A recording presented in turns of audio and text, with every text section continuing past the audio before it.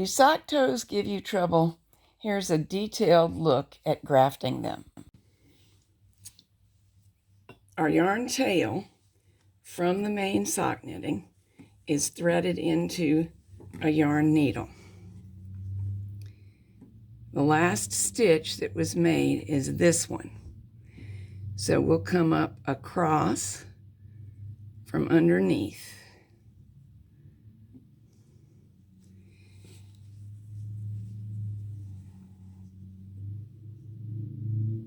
And we're going to go down into the stitch that it started with and up into the next stitch.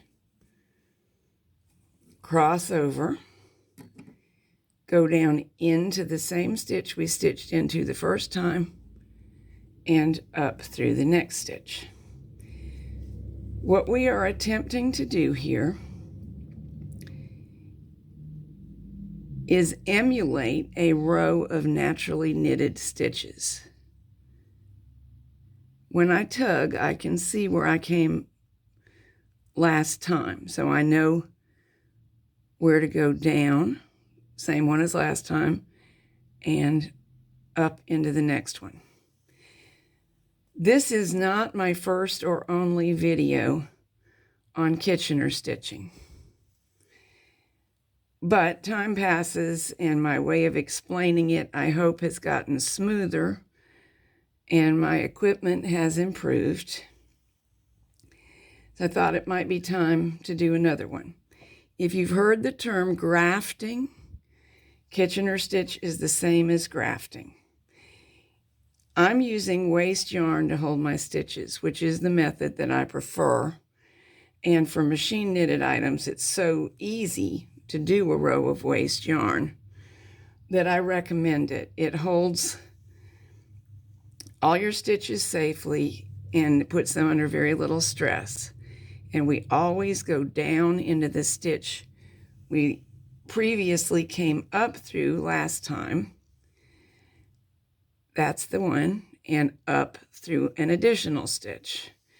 And we crisscross from one side of the toe, really more like one end of the toe, if you picture where it is on your foot, to the other. I had a lot of trouble with this concept originally, which is why I want to go into it in such depth with you, because I think that's fairly common. And the thing that really made it gel for me is Laura Canan, who is a wonderful teacher, saying, just remember, you work into each stitch twice. And that somehow brought it all into focus. If you worked into it once before, it's time to do twice now, once now. We do this all the way across. I've run into people who said that Kitchener stitch does not create the smooth toe join that they hoped for. And I will tell you the difference between smooth and nearly invisible and disastrous. And it's coming up right now.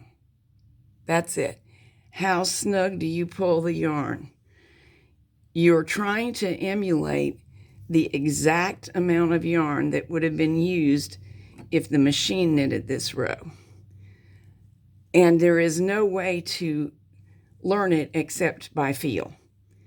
You can certainly watch as you do it to see if your stitches are seeming similar. They will seem a little tighter while the waste yarn is still in there. But you can see my toe closing up. The waste yarn will be easy to pull out later. I did not knit a row of ravel cord into here, although you may. The reason that I didn't is that I don't love knitting ravel cord into toes, especially on the passive, because its slickness is such that it may increase the tendency for the end stitches on each half of the circular row to knit improperly or to grow excessively. If they grow, you can tighten them up, so it's not a disaster. But my personal choice is to unravel the waste yarn later, whereas had I used a row of ravel cord, I could have just pulled the ravel cord out and the waste yarn would separate automatically.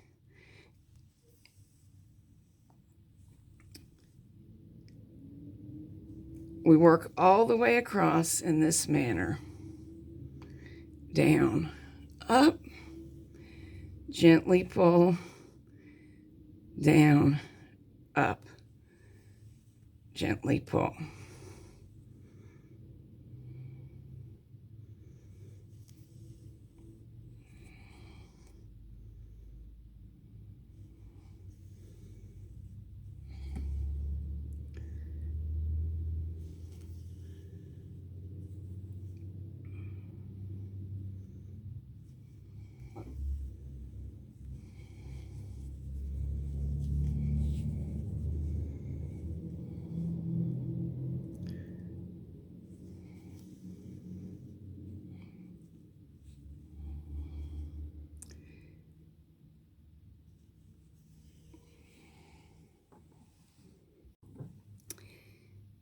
It is super important to your comfort and joy in this process that your waste yarn is a sharp contrast color-wise to your main yarn.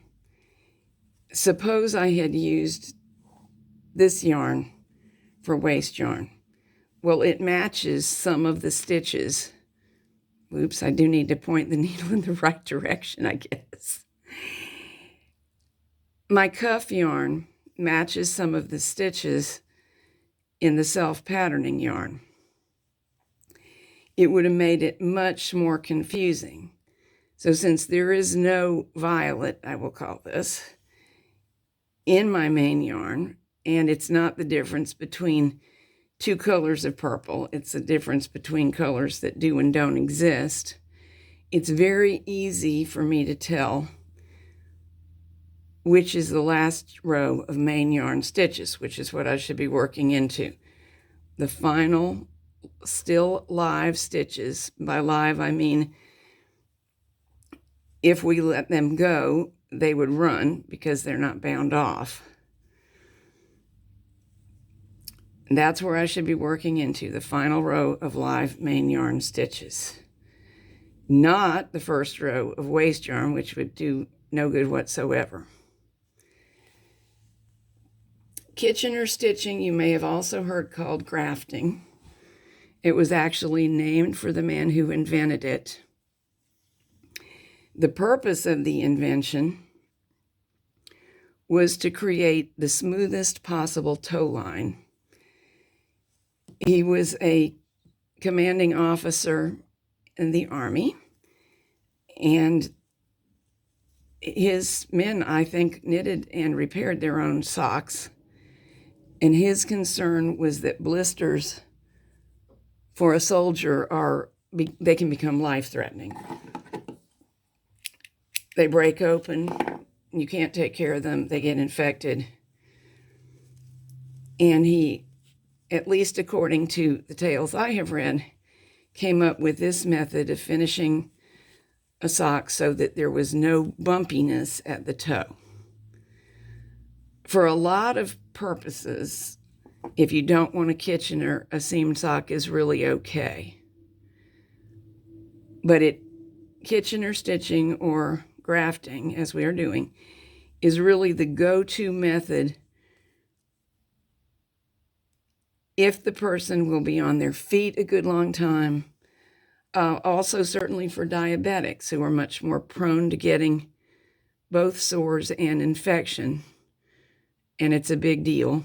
So anytime that the socks will be worn inside shoes by somebody who might be vulnerable to either discomfort or infection, you're going to want a Kitchener or graft. And as you have been observing, I'm tucking the waste yarn farther and farther in and no longer able to put my fingertips as much inside the sock, but that's okay, because actually the process gets a little bit easier towards the end, not harder. except that it is comfortable to have your hand inside the sock, sort of spreading out the stitches so they're visible. If you go to learn this, do not be upset with yourself if your first sock is not the thing of beauty. It does take some getting used to. It probably took me 2 or 3 years before I really loved the outcome and didn't mind the process combined. Now it's not a big deal. You want to have good light, of course. And I think if you've got serious visual problems, a standard gauge sock and a grafted toe are just not for you. Okay, I'm getting a little confused here about where my last stitch went in because that white stitch is trying to disappear on the other side. So this is a time to be patient, feel around, and there's the other side of my white stitch. So that's the down, down, up. This one wanted to fool me because half of the stitch is white and half of it is maroon. Very tricky thing. But patiently probing around and tugging on it a little bit revealed that fact. And now I can continue on.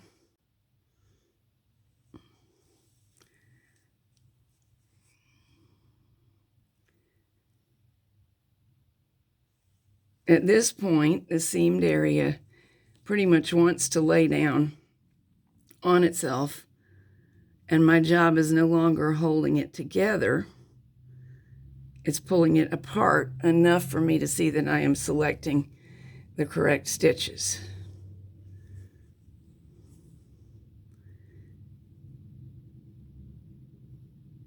There is another 2-color stitch.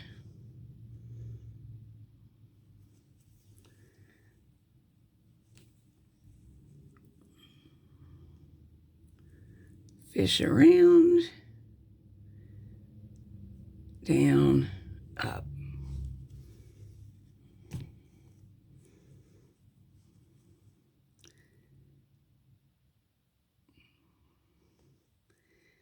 In a self-patterning yarn, if this absolutely is just too crazy making for you, you would have the option of knitting the toe and heel a solid color, such as the one I used for the cuff. It's a really good look, and it does make it easier to find the correct stitches if you're working with single color stitches. So if you love self-patterning sock yarns, and I certainly do, but working the toes is driving you crazy, that's something to consider. If it's the difference between making socks and enjoying them and not doing so, I would definitely say just change yarns for the heel and toe. It's a classic look and pretty and less headache producing. When the joint is nearly complete, the stitches tend to tuck themselves out of sight, so you really have to be careful and make sure that you don't miss any and pull them out to where you can see them and work with them. Towards the very end, your last stitch will tend to pull in and hide.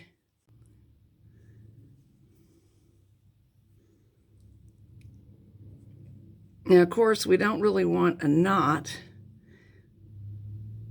to finish the toe. That would negate the whole point of having seamed so carefully by grafting.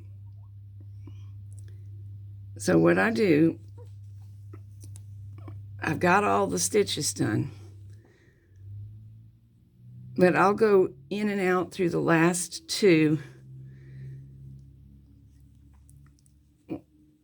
or 3 once or more, and then I'll weave in the yarn tail on the inside fairly extensively as soon as I get this waste yarn out. Let's flip it inside out. You can just unravel it, or you can use scissors to snip a few places on the first row of waste yarn. But if you use scissors, just be really careful not to catch any main yarn stitches. Get these last few fuzzies and we're good to go. This is pretty close to invisible. A lot of times you need to give it a lengthwise stretch to set the stitches you made, and also to run along double checking that you caught every live stitch, because if you missed one, you can still repair it. Even if it's not perfectly aligned, it'll be serviceable. And in a printed yarn like this one, it wouldn't even be noticeable.